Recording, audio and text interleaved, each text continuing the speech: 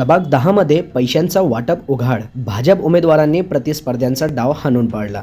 अहिल्यानगर महानगरपालिका निवडणुकीच्या पार्श्वभूमीवर प्रभाग क्रमांक 10 मध्ये मतदारांना पैशांचा वाटप सुरू असल्याचा खळबळजनक आरोप समोर आलाय।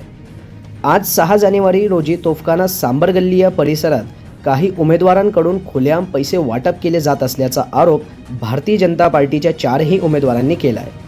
या प्रकाराची माहिती मिळताच भाजप उमेदवारांनी तात्काळ तोफखाना पोलीस ठाणे आणि भरारी पथकाशी संपर्क साधत कारवाईची मागणी केली आहे।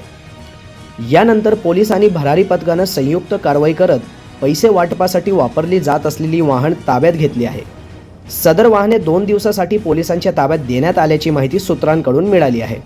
प्रभाग क्रमांक 10 मध्ये सध्या भाजप विरुद्ध बहुजन पार्टी अशी थेट लढत रंगली असून निवडणुकींच्या तोंडावर घडलेल्या प्रकारामुळे राजकीय वातावरण चांगलंच तापलंय।